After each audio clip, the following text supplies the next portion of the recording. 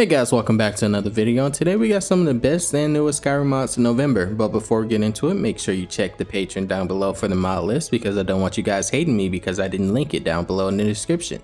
But other than that, make sure you leave a like down below and subscribe for more content. And endorse any of these mod authors if you end up downloading their mods. But other than that, let's get right into this.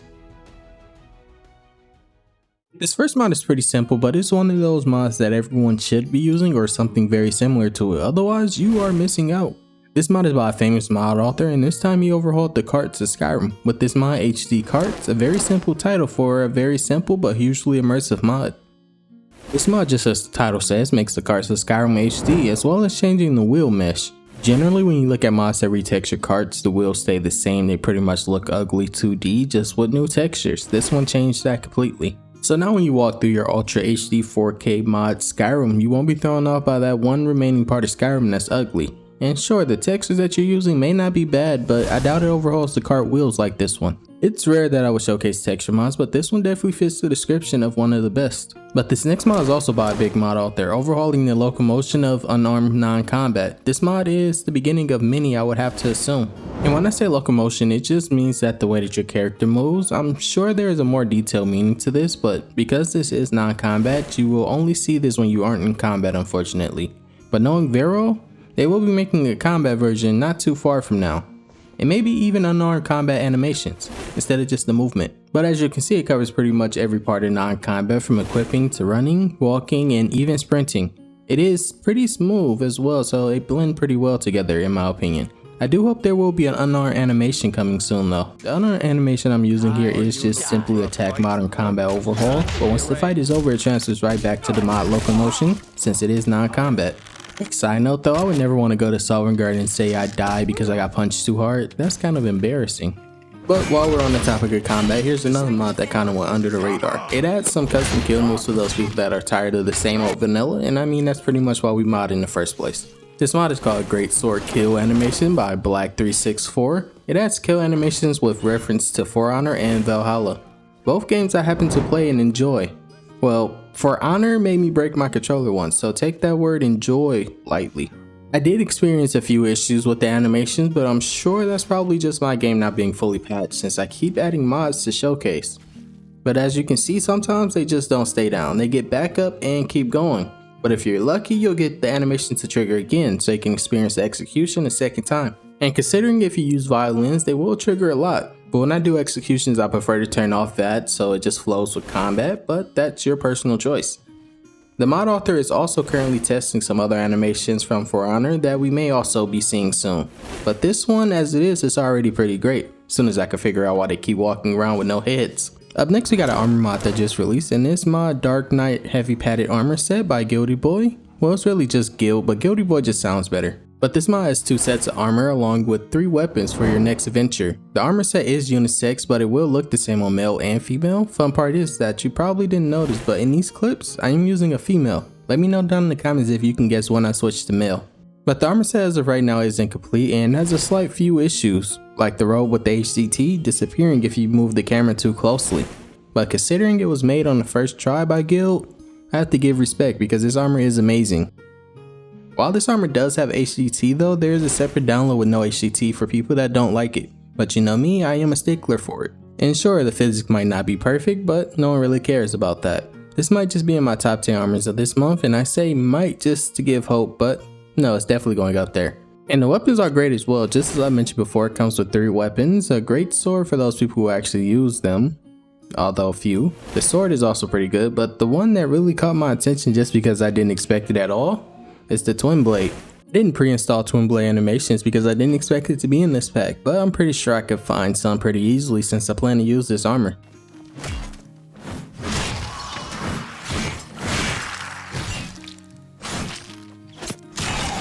Considering I had about 100 health and didn't have to use Toggle Gobble, and I didn't actually die first while recording with this armor, speaks volumes into how good this actually is. But then again, they are just skeletons. I wonder how it will fare against a dragon on Legendary. You have found my beacon, but it is not time for rejoicing. This next one is a huge quest mod that features hours of content that you can get immersed in, but before we can view that quest, we have to actually do Meridia's quest. which is the Break of Dawn, and honestly it's been such a long time since I've actually done it. It's one of those quests that when I see a beacon I usually run from it, but this time I had to do it. But it was kind of worth it because honestly, besides Meridia being annoying, it's honestly not that bad of a quest. This mod is called Meridia's Order by the Oscar. It features a ton of custom voice lines. I'm unsure if they were all voiced, but I know the most important ones were. I only got to experience about a few hours of this mod, and I can honestly say I was nowhere near even done. I don't even think I got to the good part of this quest line. But I did do a few hours though. A master of death does not simply die, but you will. Rise, my minions, rise and serve me in death. And me only doing a few hours just kind of lets me know when I finish my mod lists after all this time, I'll have a lot to do with this quest, and I don't think I'll ever get bored, since I enjoyed the few hours that I actually did spend playing this mod. But essentially what I learned during my time playing this quest is that Meridia needs our help again. Of course, because her followers are kind of scrambled after she just basically stopped talking to them, and that's pretty much where we come in.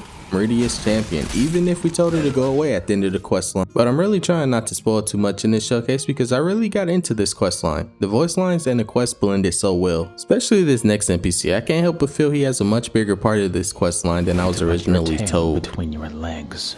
Get me out of this horrid place. Well, to be more specific, I need you to watch my back and protect me whilst I escape.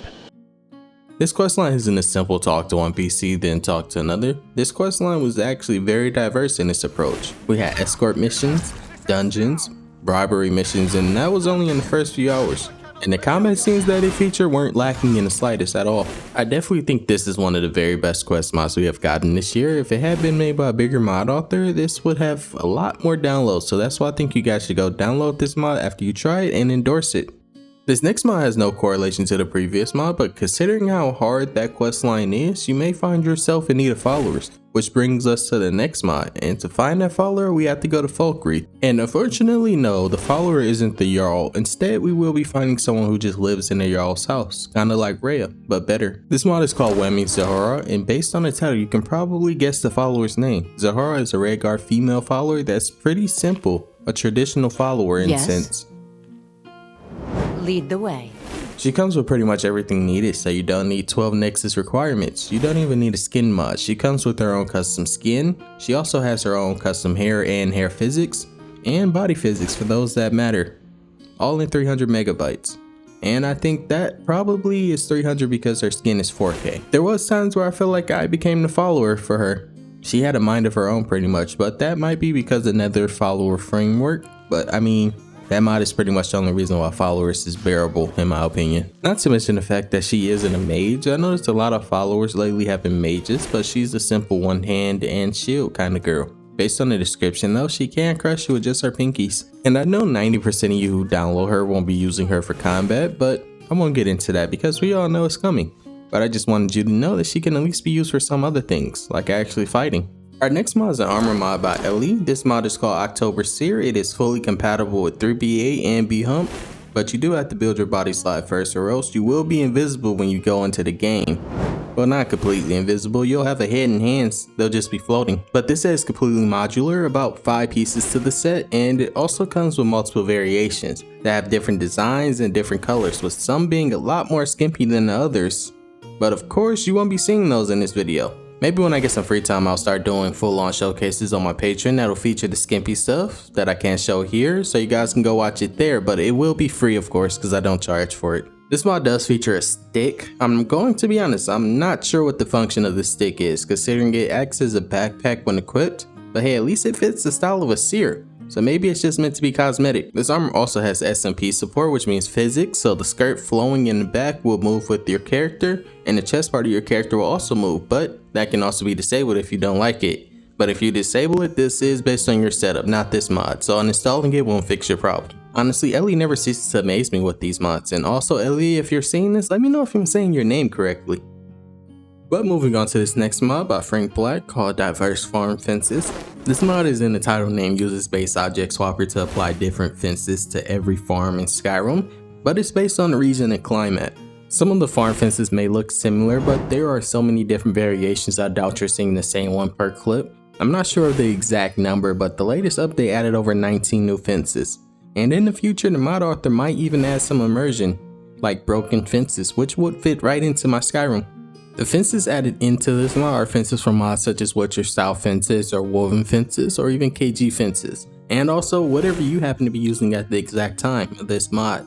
But the mod author does recommend SD fences, but I feel like everyone uses SD fences as a base anyway, except for me. But that's just me being a rebel, don't be like me. SD fence is a great base fence that I use for months, I just happened to switch as of late. But I really do enjoy the immersion this mod adds, so every farm will truly look diverse and unique depending on the region you're in, so now at least you'll know which region you're in before even looking at the map. That was it for today guys, make sure you leave a like down below and subscribe for more content. And also don't forget to endorse mod authors because they really deserve it, they work hard. But other than that, I hope you all have a great day downloading new mods and crashing your Skyrim. Peace and love.